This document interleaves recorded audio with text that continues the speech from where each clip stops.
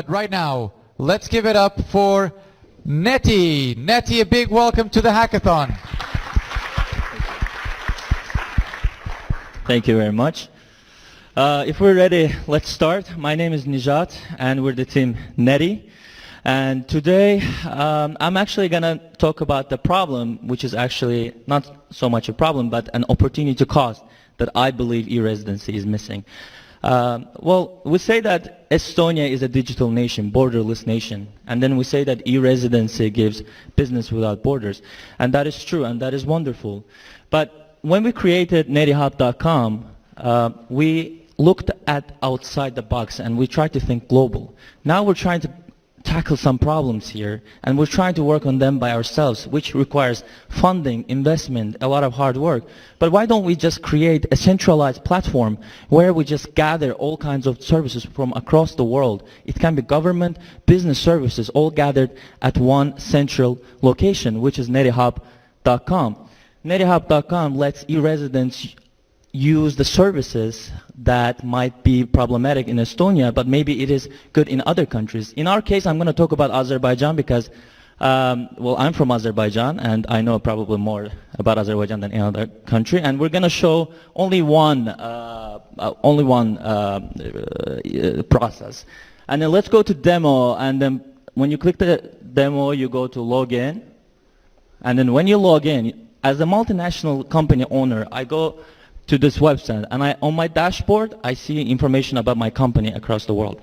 And here I also see information about my employees. The case I'm showing here is only a very small part of what we're thinking. And here I'm going to hire an employee from Azerbaijan, which I can do now through a centralized platform. I choose country, I write the passport number, and then the request is being sent to Azerbaijan's government. And then after checking, we get an answer that this person is employable and there's no issue in hiring him. So this is just a very, very small portion of what we're thinking. But imagine hiring all this, adding all these business services across the world, government services across the world at a centralized location, where it will be much easier for e-residents to navigate, but also get much more services which wouldn't require any funding from the e-residency program or the country itself. Our vision for actually next week, I'm going to go back to Azerbaijan. I'm the manager of the e-residency program there. So administratively, we have no issue. And then technically, I've already got confirmation from my team that it is doable if the Estonian part also takes initiative, and they have interest in our program as well. And then I have also spoken with the banks. Banks are interested in working with the e-residents in Azerbaijan, and the Financial Market Supervisory Authority. This is just one case. I believe we can expand it as much as we can, and this would solve many problems that e-residents are facing.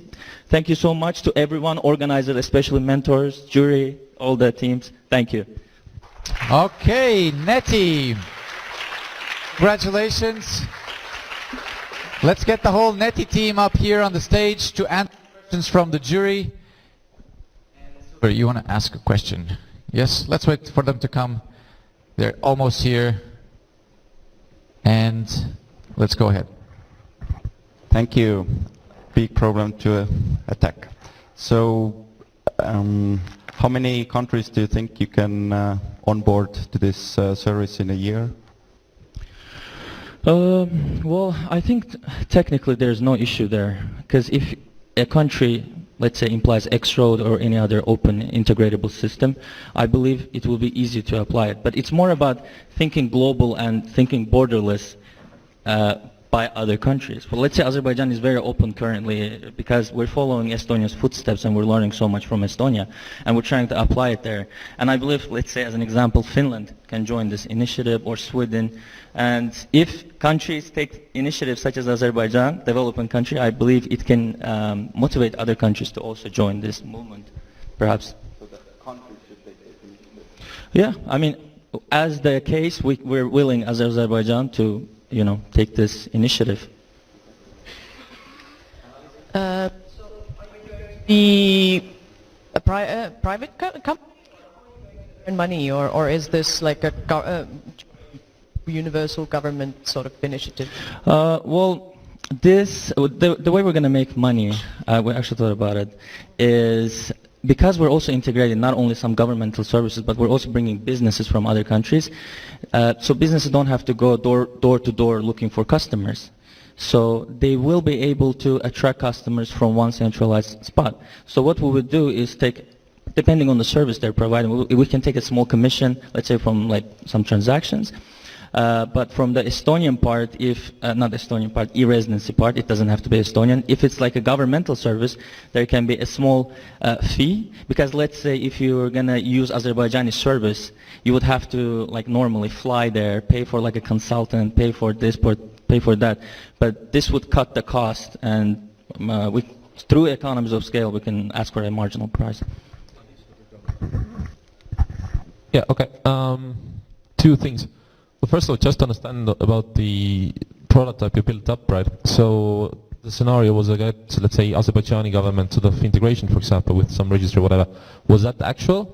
So did you build already some integrations in the back end in practice? Well, we could have done it, but because it was weekend, through the 48 hours, they couldn't actually give it to us because no one was at work. Okay. But I got a confirmation that Monday they could do it. Okay, fine. And secondly, if the way that I understand, and this is basically comment and question together, sort of, the tough part might be interoperability and acceptance of each other's digital IDs, right? Mm-hmm. So, because, again, it's easy to sort of, through APIs to make the services sort of, listed, but fundamentally you have to trust sort of the, user coming in. So what's your sort of plan or idea there, if you want to elaborate? That's actually a wonderful point, because we're currently working on mutual recognition of electronic signatures with Poland and Russia. Technically we have implemented it, and now we're working on creating validation, third-party validation center for e-signatures in Azerbaijan.